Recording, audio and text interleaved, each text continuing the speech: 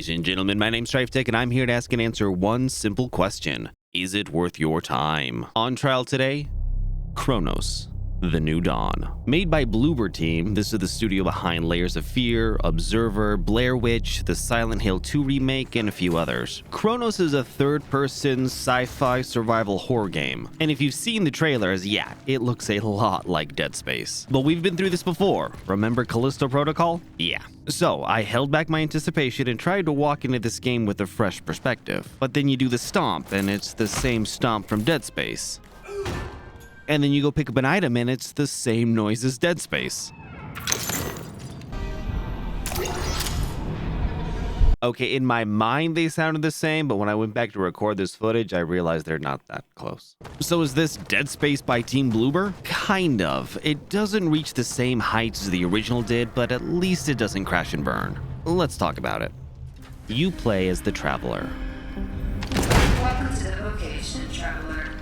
Awakened in a post-apocalyptic world, a deadly virus has wiped out basically all of humanity. Your mission is to track down key people's last known locations, set up an anchor to travel back in time, find them and extract their essence, and then upload it to a terminal. The hope is once everyone's gathered, that information can be sent back to the past and thus prevent this from ever happening. And that's the story setup and what you play for about the first 12 hours of the game. At around the 12-hour mark, the story pivots. And it wasn't a bad pivot. By this point, you were expecting something like this to happen. But then when you get to the final 3 hours of the game, it actually pivots again. And going from the first to the second to the third was actually quite jarring. It almost felt like there were three different writers that were trying to mesh together these three story points and using this pseudo time travel nonsense to make it work. It's messy, it's half explained, and some of the big show-stopping moments fell flat because you aren't really sure why you're there. For example, at one point it goes very religious and you start to think maybe this is where the virus originated from. Or maybe you'll get some clues as to who Patient Zero is and how this all happened, only to find out this is a side story that's only sort of related to the main plot. It just feels like they were building up to something and then changed their mind.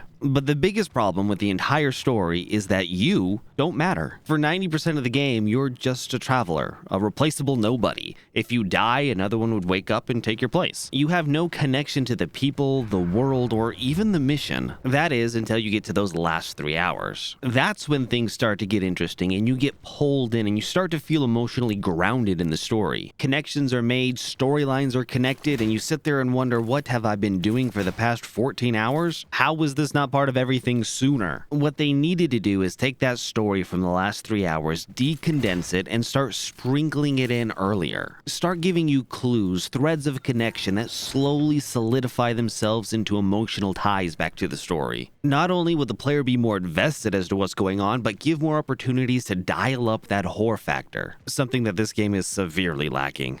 Cronos follows in DeadSpace's footsteps, but doesn't really improve on it.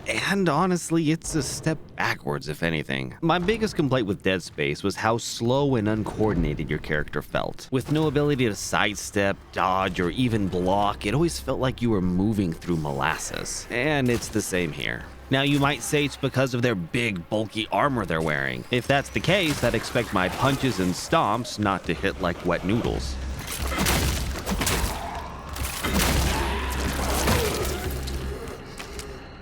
The gunplay in Cronos wasn't awful, but it was missing the depth that DeadSpace had. DeadSpace had a variety of enemies whose limbs you would target based off of what kind of monster they were. In Cronos, it's either shoot them in the head or shoot them in the leg and they fall to the ground. When they're on the ground, you could run over and lightly tap them with your foot, but typically it made more sense to either run around them or shoot them again. And that was the combat loop in Cronos. Just run in circles and turn and shoot when you can. You'd have a firebomb you could drop that would stun the enemies, and there were tons of gas cans all over the place that you could shoot. I actually have no idea why they had so many gas tanks just everywhere. But even if you didn't use these, the enemies never really caught up with you. So imagine how scary it is running away from an enemy that never catches you, that you just turn around and shoot at your leisure. Even when they tried to swarm you and exhaust all the ammo you had, you just had to go for a quick jog to go find some more and then continue killing. Exploration in the game was rather straightforward. Basically, look at the compass, look at where to go, and explore explore all the other places before you go there. But all those other places are optional. You don't actually have to go there. The game is very linear, and the side deviations are just for upgrades. Now, that's not a bad thing. I'm just setting expectations here. Their goal was to take you from point A to point B, tell you a story, and try to scare you along the way. Try being the keyword. The game did have some thrilling, adrenaline-pumping moments and a couple of jump scares, but I don't think I would consider this a horror game. I'd probably put it in the sci-fi thriller category instead. I don't know if it's gamer sense or if I've just been playing too many horror games,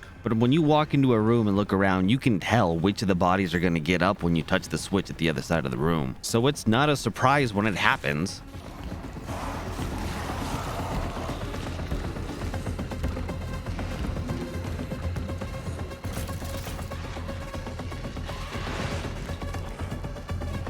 Now, I keep going back to this last 3 hours of the game. There were some good moments in there that I would classify as horror, but at that point, it's just too little too late. The game also throws this survival horror aspect at you, meaning resources are limited and inventory is limited and your choices supposedly matter. But this ran into two big problems. First, your choices matter a little too much, and second, you don't actually have any choices. Let me explain. You start off with a pistol and soon after get a shotgun, and these are two great weapons, and you start pumping upgrades into them. When you finally get a third weapon, you've pumped so many upgrades into these first two that it's just not worth it to swap. You've got the extra damage, you got the clip size, you got the stability. This weapon that you've upgraded rocks, and this new one isn't good enough just to swap over. And then you start thinking about all the resources you're going to need to upgrade this new weapon to get it up to par, and yeah, you just don't. You stick with that pistol and shotgun the entire game. So the choice you made of weapon upgrades mattered way too much, to the point of ignoring any other weapon you got. There's also a different resource you'd get called cores. These would be used to upgrade key parts of your general kit, such as HP, inventory, item capacity, grenades, so on and so forth. And while it seems like you have a ton of choices and you could choose the upgrade you needed, the answer was actually always inventory space. If you wanted to carry more than one weapon, the ammo for those weapons, grenades, maybe a firebomb, then any quest items you need, and bolt cutters, you are going to need every piece of inventory space you can possibly get. Fully upgraded, you get 12 inventory slots, and that's only when you get to the end of the game and you found all the cores to do so. There were some quests where you were carrying around 3 or 4 different quest items. Each of those need a spot in your inventory. And then there are valuables on the floor you can find. These sell for a high amount of currency, letting you upgrade your weapons more. So of course you gotta pick those up. And I've forgotten to mention health packs. You gotta have a slot for those too. So while it seems like you have a lot of choices, the truth is no, you have one choice. You upgrade your inventory. Second would be item capacity, and you won't find enough to do anything else in your first playthrough. But with all that said and done, the biggest pet peeve I had about the gameplay were the doors. What is this? Doors closing on their own and making noise when they do so? Every single door will just automatically close on its own. Typically, an open door means, I've gone there, I don't need to go back. But more so, it could be used in a horror game of, that door's now closed when it used to be open. But not here. Doors just close on their own. And I hate it.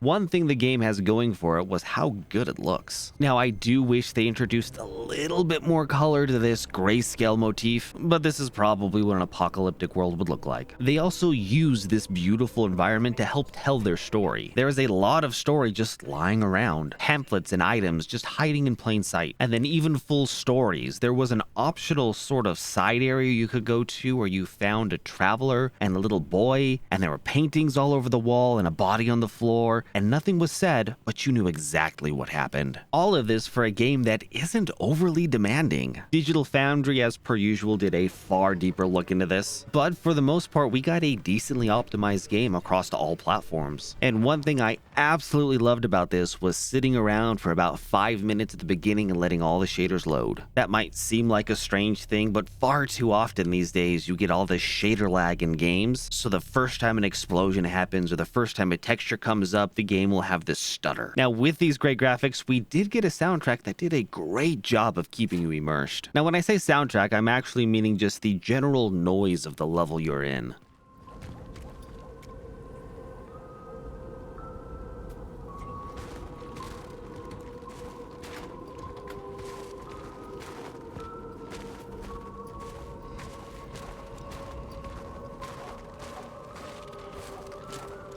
A can kicked in the background, voices from afar, a cat running behind you, the general sound and noise of the place you're in. It was so well done that there were times I was turning my character around thinking I heard something behind me. And then the times I did notice the actual music were in these very cinematic moments. A deep synth horror sound that would start to emanate up as you walked into a new checkpoint, or a spooky choral music as you headed into a cathedral. The graphics and sound just were all on point for this game.